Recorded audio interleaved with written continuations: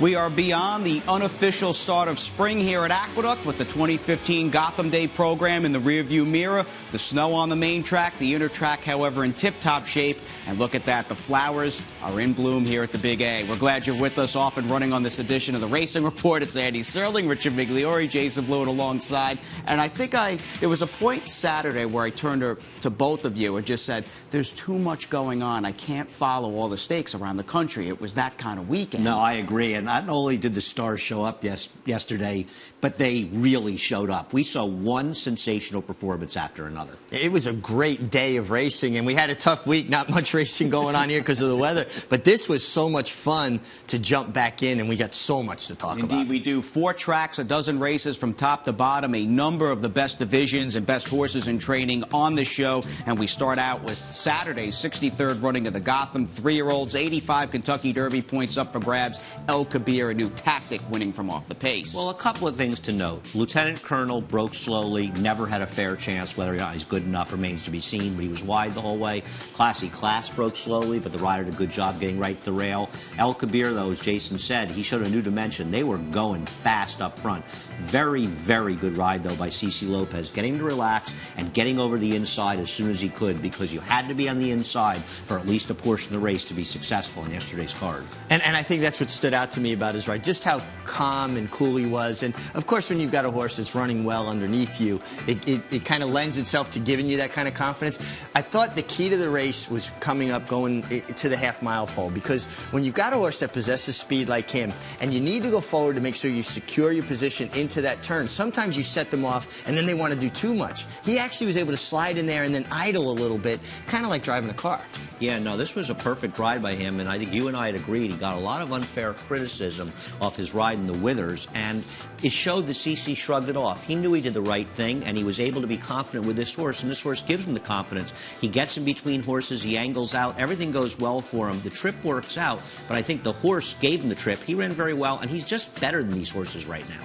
Yeah, I think he lays over this group of horses, and I know that it came up kind of a slow race, but I like the way he did things because he showed that different dimension. He took the kickback, he came through traffic, and if he's going to be a good horse, this is how it's going to be, because he can't slug it out and beat better horses. No, I can't argue with any of that, Richie, and I do think it's been a slow race. When I say that, I'm just saying, in relation to the other 3-year-olds we're seeing, this is not a horse that seems likely to win the Kentucky Derby. So what? It doesn't mean he's not a good horse, and it doesn't mean we should be knocking him, and there aren't other big races with his name on them. He's better than these horses right now, and I also think John Terranova deserves an enormous amount of credit to get a horse like this who possessed such almost uncontrollable speed early in his career, and to teach him in this short period of time to rate as comfortably as he has and become this kind of adaptable horse. That's not an easy feat. While playing around Mother Nature throughout the winter as well. No, I agree. That's a good point, Jason. And I think that this is a very good horse, but this is an instance where trainer, jockey, and horse all deserve a lot of credit.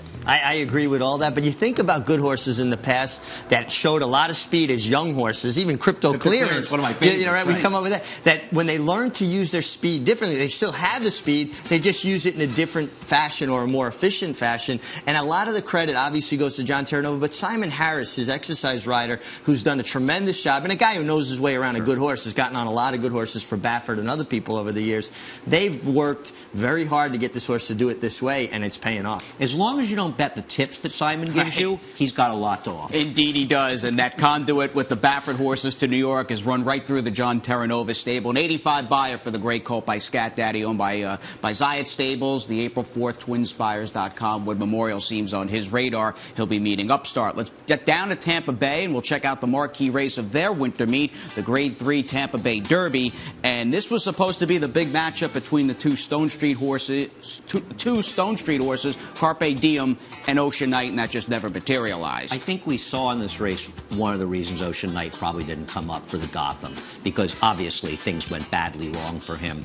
I'm not Carpe Diem's biggest fan, but you can't take away from the fact that he came off the layoff here, and even though his big rival didn't show up, he buried the field and ran a fast race, getting a 98 buyer. And he was impressive to me, too, because he put himself in the game. It was not a slow pace for Tampa Bay, go 46-3, and he powered home. I thought this was a real good performance for him. And really, you know, looking at it in hindsight, you go back to the Breeders' Cup Juvenile, the only race he was defeated in. He beat Upstart a nose. Now, Upstart had a tough trip. No, we understand that, but I think it flatters both of them. It shows just how strong it was. Well, it was a very good race, and it makes you feel bad about Texas Red and hope he's able to get on track, whether for the Derby or for later races. Yeah. You know, here's a couple of things. I agree about the pace, and Johnny had to ask him to maintain that pace, and he still was able to finish, and that is a big feather in his cap. I hate to be cynical about this, but we've seen a lot of good performances from Todd's horses in Florida. He's done very well over at Tampa Bay over the years with his 3-year-olds. He had General A-Rod when he took over, run a huge race earlier in the card. Whether or not these horses can reproduce these performances in other jurisdictions throughout the year is always the biggest question. But I don't think there's any denying that he ran as well as he could have in this race. But he was a good 2-year-old in New York and at Keeneland in the Breeders' Futurity, don't you think? I think he's overrated, but maybe I'm being too hard on him. You know, I can be open to being wrong about him and underrating him. Well, I can understand the questions, too, because this is his first start this year, only the 4th start of his life. You want to see him do it again, and then you have a better handle on it. I mean, he was very good on this day. Yeah, but Jason's right, though. I mean, it's fair is fair. He absolutely buried the field in the Breeders' Futurity. Yeah, he was with the bias at Saratoga, but he doesn't strike you as a 5.5 or 6 furlong horse, and he was still able to show speed and get it done. So maybe he will turn out to be a really good horse. I'm dubious, but I could easily be wrong. I'm wrong a lot. And he capped the DGR and capped a big week of highs and lows for the Pletcher Barn. They lost Kozan back on Wednesday or Thursday. He's off the Derby trail. Clearly a blessing to that horse and potentially his future. Materiality, a big win. Friday winning a 3-year-old. 104 buyer, unbeaten colt by Fleet Alex. You guys want to just give a quick pop to him? I thought, and I was actually a little bit leery of him stepping up to the 1 1/8. It looked like that's what he's meant to do. No, I agree. We'll see where Todd places these horses. Yeah, the floodgates have opened up with Mr. Pletcher's 3-year-olds as we get out to another top trainer and certainly a Hall of Fame trainer in Bob Baffert and the unbeaten Dortmund, who was paired up back-to-back 104 buyers in his win, and he's unbeaten taking the San Felipe. I don't know how you knock this horse. You know, whether or not Richie and I end up being right, because we have a little bit of questions whether or not he's going to get a 1.25 miles effectively against these horses. And how is he going to be if he has to rate? That's what I like about El Kabir. He's shown ability to rate. This is a good horse who keeps running fast races, Richie. He is a very good horse, and he was going so comfortably on the lead, so efficiently. I still think he's going to be better when he has horses to run at. I think he gets a little bit lost on the lead, and then when horses engage him, then he kind of picks it up again. I know the runner-up ran well, Prospect Park, as did Bolo, who I think is better suited to turf, but Kent DeZormo on Prospect Park made a comment. He won the battle, but will win the war. I didn't see it that way at all. He got as close as he was ever going to get in the gallop out. Dortmund left him again. Yeah, I don't agree with Kent, but I frequently find myself not agreeing with Kent, and I think everybody here can agree with that. Prospect Park was a little wide the first term. I thought Kent gave him a sensational ride after that. He had his opportunity to get to him, and there you see it. Dortmund's running away from him. You know, Bolo is an interesting example of something that you've brought up a number of times, Richie. This is a turf horse that he's a very good turf horse. He ran very well in his dirt debut, though, and take nothing away from him. He showed he could handle the dirt. But you often talk about these horses and the kickback. And because the rider of Bolo, Victor Espinosa, was able to keep him out in the clear, he never had to deal with kickback, Richie. No, he never had to experience that. Now, he ran well enough. Does it encourage them to go on the dirt, or do they go back to his strength on the turf? He'll likely, I got to think off this effort against Dortmund, be in the starting gate for the Santa Anita Derby. I would run him in the Santa Anita Derby. I don't see any reason not to. And the other thing is, he's not missing any significant turf races. There are some small ones at Keeneland. There's that one on Derby weekend for a couple 100,000. He can run the Santa Anita Derby. If he makes the Derby, he can run in there. And then if it doesn't work out, he can still run in our Belmont Derby on Stars and Stripes Day on July 4th. It's $1.25 million. So there's no real reason not to try it. I just always get concerned when they're putting a horse in a situation where maybe he's not as comfortable as others are, that you take something out of him or God forbid, he gets injured. Well, hopefully it doesn't happen, but I think from this race, you have to be encouraged enough to go. Yeah, I mean, I agree. I just, if he was mine, I wonder if You'd be going. Right. Yeah, you'd be riding him and you'd be going. You would be. Unbeaten colt by Big Brown. He's a nice one. Let's get on to the sprinters. At least one horse that'll likely stay short and one horse likely to stretch out in his next start. Saturday's Swale Stakes, the upset with Ready for Rye over Daredevil, who had that tough inside post. Boy, and I love to know what actually happens at the start of these 7 furlongs and mile races at Gulfstream, but that'll never happen. we'll talk about the winner, and we really do need to talk about the winner of this race, Ready for Ride, because this is a serious racehorse. But I think that Daredevil is taking some unfair criticism in this race. I think he ran just fine. I think he ran great. He ran into a horse that ran a tremendous race, and Daredevil showed another dimension. He took kickback. He was in behind horses. He had never done that before. And he didn't break well. So I think he ran a terrific race coming back, and also it was 10 lengths back to the third horse. They put a lot of separation on the field. If the winner wasn't in the race, Daredevil gets about a 102 buyer and beats the field by 10, and everybody's talking about him like he's this superstar. He finished second to a horse that ran a 108 buyer, and he earned it running hard every step of the way.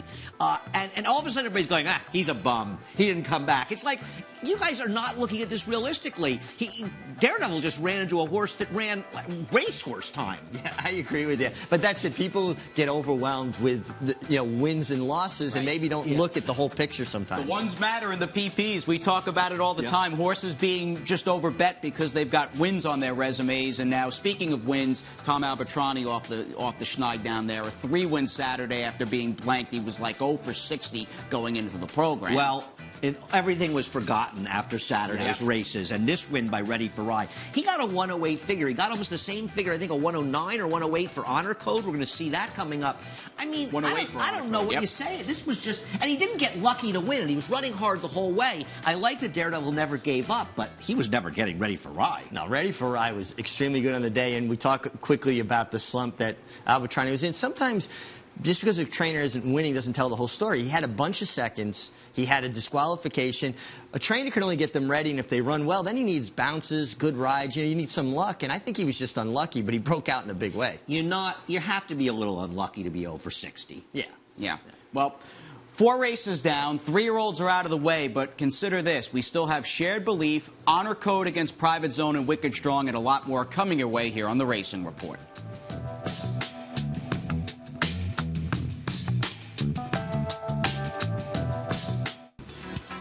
Welcome back. It's the National Racing Report here on MSG Plus. From the Big A, it's the Mig, Andy, and Jason. Aqueduct looking A-OK. And I will say our first major day of racing on this circuit in 2015, place was buzzing on Saturday. It was a lot of fun. No, I agree. It was a big crowd, a lot of excitement, and the racing delivered. The racing gave the fans something to be excited about. Yeah, and not just the Gotham. I mean, Saludos Amigos is about as consistent a horse as out there. I mean, him and Shared Belief, to me, are cut from the same cloth. They just show up every time. We saw superstars at racetracks all across the country yesterday. We love those geldings, and sit tight for Shared Belief and Salute Those Amigos. But what about the big 3 running in Saturday's Gulfstream Park Handicap? Private Zone, who's 6-5 and battling on the lead. Wicked Strong in his first start as a 4-year-old, and Honor Code was just as good as it gets, winning this race. Yeah, Wicked Strong is 3rd behind the 2 battling leaders. And keep in mind, there's no run-up really the first quarter. So that second quarter looks, obviously, and was much faster, but it's more of a run-up situation. We see it at Belmont. Honor Code is finally sticking his head in the picture, Richie. Yeah, and he really made up a lot of ground on a very good horse, Private Zone, our Cigar Mile winner, who is a horse that likes a fight. I wonder if he had seen Honor Code, he had so much momentum, maybe he would have, been able to join in. I'm not sure. I'm just so impressed with Honor Code's closing kick. He's just a horse that's fun to watch. No, I mean, this is an exciting race because it's got everything going for it. You've got good speed horses in Private Zone as well as Valid.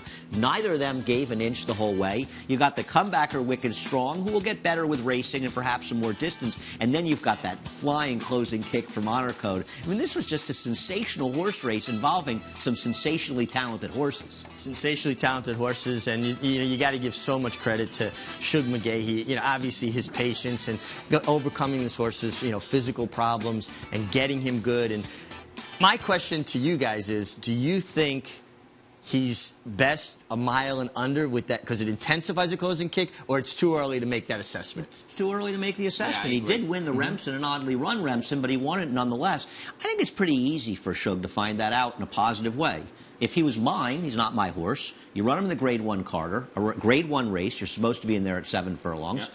You've got a couple months to run him back in the Met Mile. So now you've got the 7 furlongs a mile, and then you're less than 2 months away from the Whitney at a mile and an eighth. And if it doesn't work out in the Whitney and it turns out he's more of a closing sprinter, you go to a race like the Forgo. If it does, you can go to the Woodward and Jockey Club Gold Cup. Well, the campaign that you just laid out, you bring up Forgo. That was a Forgo-esque kind of campaign, or a Tom Fool, or one of those throwback kind of horses. which he reminds me of. Well, he's very, very good, and I think we just look forward to seeing wherever he runs. Yeah, it sounds like Shug was not too bullish bringing him back in the Carter post-race. We'll see where he goes when the dust settles. But he did mention the Westchester Kentucky Derby Day opening Saturday at Belmont Park on May 2nd, right around the corner and away. We head out, not around the corner, across the country. It's the big cap, $1 million purse, and all eyes in this big field on Shared Belief. I'll let Richie talk about Mike Smith getting position, but, man, this race never gets boring. No, and you're going to see Mike, as you come by the stands the first time, his whole mindset is, I just want to get him in the clear. I'm on the best horse. I don't want to get cute. I just don't want to get in a position where I can't allow him to run when it comes time to run. No, I mean, that's a very, very good point, and he just knew he was riding much the best horse, and he was riding much the best horse. Keep him out of trouble. Poor Bronzo is outside of him. Bronzo has a win somewhere in him, because he's had 3 straight tough trips, and he actually ran pretty well in here.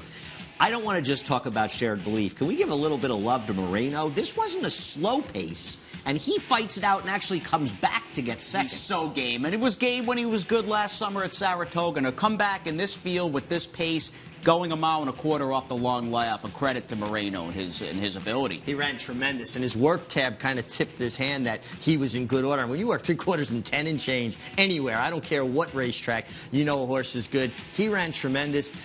I've got to bring it up. Goes back to the Breeders' Cup Classic. What if the start was different? Look at the horses that just ran 1-2 here. Yeah, I mean, that's really one of the great shames of last year. I mean, you can't say that you know for sure that Shared Belief would have won it, because maybe he wouldn't have run his race that day. But I think from what we've seen from him in the last 2 starts, you could certainly argue he might have won it. And who knows what Moreno could have done, and it clearly would have had an effect as well on the winner. As much as I like Byron, it would have affected him. I mean, he's into him the whole way, Gonzalez, and he's continuing to run. Yeah, and he does, and he went for home about the 3/8 fall. And you know what? I was fine with that. He wanted to try to get away from Shared Belief, put some separation. Mike Smith asked this horse to run for about a 1/16 of a mile, and he just smothered this field. And when he eased up on him, his ears come up, he slowed down. He easily could have won this race by 10 or more lengths. I'm not sure. I would argue a little with that. Watch how he shortens up his stride. No, I know, here. but Mike's got him really revved up, and he's such a good, fast horse that he's got such momentum going forward. I'm not sure how much Mike could have slowed him down. No, watch. We do. I hope we have an ISO of that. Watch his ears, watch his head, and he puts his toes in the ground and just slows up completely. The job was over. I really think this. Look at the way this horse. He cantered under the wire. Maybe you say he would have got a second. Listen, it's a long argument. I don't care what it is. He's a lot better than these horses, whether he's 4 legs better or 8 legs better. I'm certain he could have run a second faster. Well, even on the I gallop hope we have to find out at some point. Yeah, I hope there's somebody that can press him. Right. Well, let's give California Chrome. Well, oh yeah, California Chrome. Well, you could see how short even on the gallop out as they were going into the clubhouse turn, the field had already passed Shared Belief, and maybe that goes back to what you were saying, grabbing a hold of him. Regardless, 111 buyer. I spoke to Mike last night, What'd he say? And he was like, that was the easiest big race win I've ever had in my life. That was his response. I could get into so much trouble in this conversation. Well, listen, it is all conjecture. I mean, there's no way to truly say that. But looking at the way he geared, and the horse geared himself down too, his job was over. I am so impressed with this horse. Oh, listen, I'm with you. I mean, I don't care whether or not, whether you're right, he could have won and got a second faster or a half a second. Who cares? He is just a wonderful horse to watch. Yeah, and he shows up every time. I mean, even in defeat in the Breeders' Cup, he had excuses. No, but, horses string together multiple wins, like that's pretty cool. Yeah, no, I just hope and keep our fingers crossed we can get him to run the Met Mile and a showdown with him and horses like an Honor Code, as well as perhaps Byron. I don't know that there's any horse in the country that can handle this horse. Would love to see him run in New York at some point. And these older horses are just so good. It's early in the year. We hope everybody sticks around and stays healthy. To the turf we go. We stay in the Grade 1 company out at Santa Anita. It is the Frankie Kilroe Mile and the first Grade 1 victory for Drayden Van Dyke, the 20-year-old Eclipse Award-winning apprentice from last year. He broke a step slow, which I actually think helped him, though I don't think Van Dyke ever got him in particularly good position this race. You see him moving into 3rd to last right now. This was a very good horse and a sensational training job by Graham Motion. Yeah, it really was. And he tipped his hand that he's even better as a 4-year-old. And you got to think, maybe the mile is what he really wants, because he finished the deal. To be spun as wide as he was turning for home and to come down the middle of the track, I want your thoughts on Summerfront. I thought he ran terrific. I thought he got involved a little early. I thought he middle moved a bit. Maybe he did. You know, I wasn't really sure. I mean, I thought he did a good job, and this was Espinosa, getting him this position between horses and saving ground a bit. I don't know. You know, Richie, he beat the rest of the field by over 2 lengths. I'm not just sure that he didn't get beaten by a horse that was better than him. Well, yeah, certainly with the trip, too, getting spun so wide. But maybe he could have beaten him, you're saying, as if he had been a little more patient, he would have been able to beat him, even though he still would have been second best. Yeah, that's what I think. Just maybe he would have got lucky and been able to do it. But listen, take nothing away. Ring Weekend was sensational. You do not see horses get spun this wide and win at Santa Anita, and he's got ZA approval right inside of him. ZA approval maybe just lost a step. Yeah, ZA approval also, and he keeps getting these wide trips, and maybe it wasn't a great move switching the barns from him. You know, Summerfront spurts away there. Honestly, Summerfront was 2 wide and angled 4 wide in the stretch. The winner was a good 5 wide the whole way, most of the way around the turn. And they really weren't that far from each other when they turned for home. Summerfront, because he has more of a burst right then, and he saved ground, was able to kick in quicker than him. But once they got to running, the better horses won. Well, I agree with that. And also, it looks, when I'm watching it again here, that Ring Weekend maybe got a little lost out there all by himself. And then when Drayden Van Dyke turned his head and he spotted Summerfront, he took off again. Well, I mean, you know, this was just...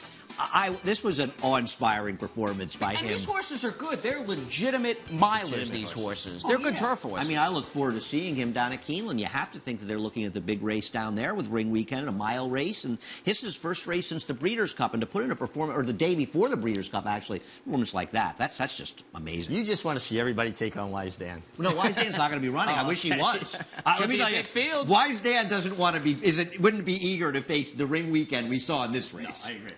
And another Grade 1 winner for Tapit. How about that? Let's move on to the San Carlos now. Scratch from 9 down to a field of 7. Bob Baffert took out Sheet Dew and Midnight Hawk, and Wild Dude gets it done. Another major stakes win for Jerry Hollendorfer. Yeah, I think Sheet Dew had a fever and missed it. It ended up a monstrously slow pace, which worked very much in the favor of the winner, Wild Dude, and against a little bit Conquest 2-step, but very, very much against the returnee, Kobe's Back, who hasn't run since July at Del Mar. And I don't want to take anything away from the winner, Wild Dude, is a nice horse, but Kobe's Back is back. Yeah, he ran the best race of all. I mean, you don't see a slow pace like that, 46, sprinting at Santa Anita. And Wild Dude was in perfect position every step under Rafael Bejarano. It did hurt Conquest 2-step in this. I think he's a horse that is better when he gets in hot paces because he kind of gets there and to me looks like a horse that loses interest, wants to hang. He wants to run by horses quick.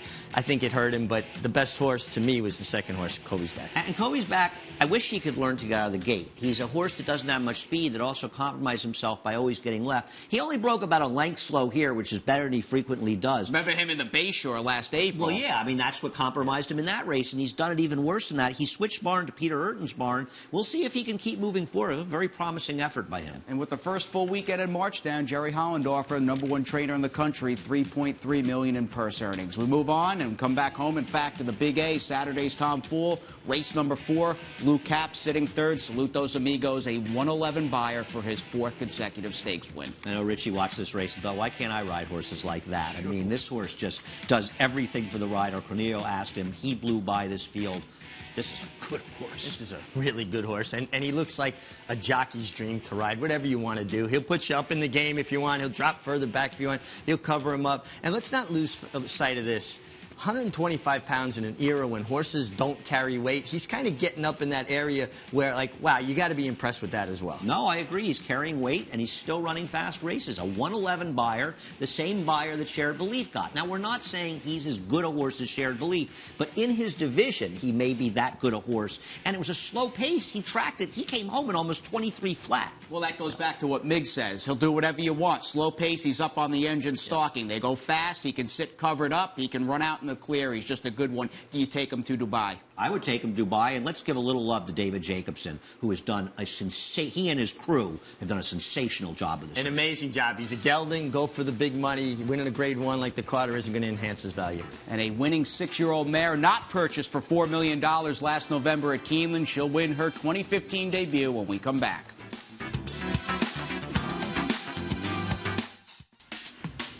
Welcome back, Racing Report. We've got our own little rolling pick 3 remaining as we head down to Tampa Bay Downs. We hit the turf. Ramsey Silks, White Cap, Hall of Famer John Velasquez, and what a classy mare in Stephanie's Kitten. She's a wonderful horse. She got a great trip and a great ride by John Velasquez, but it's not just getting through on the inside.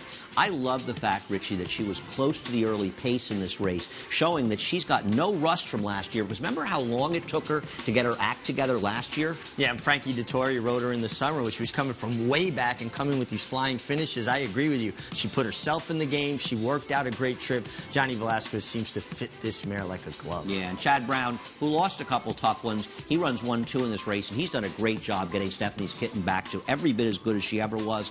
How good Philimbi is, who finished 5th or 6th in the year, I don't know, but she stumbled at the start and was always out of position. She deserves another chance. She deserves another chance, but you'd like to see her one day overcome a difficult trip. You know what we say, horses, some horses can throw a punch. Really good ones take a punch. I feel like the clock's been ticking with her for quite some time, and I've been waiting for just this big step up. Well, she's won some big races. I mean, keep that in mind. She won a big race in California, a couple races last year, but she does show no consistency. And as Richie said, you throw a stone in her path and she just loses. 3-year-old fillies, Florida Oaks. Chad Brown got the money in the Hillsborough. He had to settle for second here with Consumer Credit, beaten by Quality Rocks, who got the jump on her. Yeah, you know, I could argue that Consumer Credit, who I'm a big fan of, might have gotten the better trip of the two when she beat her last time, and Quality Rocks was off a layoff. But the trips made the difference here. She was able, it wasn't that Zayas gave a bad ride, just Lescano got in a better position. Maybe post positions made it happen, but she got the winner a slightly better trip. Yeah, Jose Lescano did put his filly in the perfect position, was able to kind of slip away, and the other filly was getting to her late. Good horse race, 2 nice fillies. They're very nice fillies. The problem for them is looming in the background is Lady Eli, who's scheduled to make her debut this year on April 12th at Keeneland. Whether or not these horses can move forward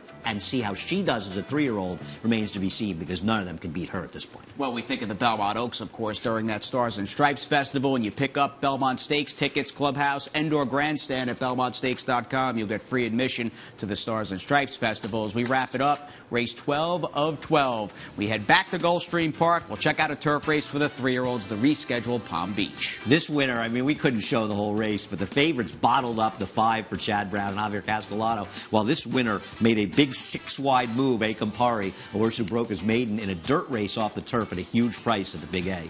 But the thing was, he was so wide around the turn, and then he's drifting in steadily through the stretch, so he even left that really good ground out there, gotten back into the beat-up ground. Not easy to find good ground in the turf course. No, but he was that wide. He actually, you could see the difference in the color. Because there, look where he starts and then where he wound up finishing. This was a nice performance. Javier Castellano on Night Prowler did get bottled up, but you know what? He wins more races riding that way. You live by the sword, you die by the sword. No, there's no argument. You know, we didn't have more time to talk about it, but it is an interesting example of a wide trip versus a horse that saved ground. And you see it sometimes in the turf, but as you say, Richie, that's the right way to ride. Good to see Michael Dilger racking up some stakes. Had the mine shaft a few weeks ago with Street Babe out at a fairgrounds, and obviously got the money in the Palm Beach. On next weekend's show, we've got the Correction, the Private Terms, and what about the Rebel? American Pharaoh and a little Take Charge Brandy, perhaps? I hope we can get him. Who knows when those races are run at Oaklawn? Well, we'll keep our fingers crossed. Regardless, a great job as always. Fun time here in the studio. It's the MIG, it's Andy, and Jason saying thanks for joining us, and we'll see you next time right here on The Racing Report.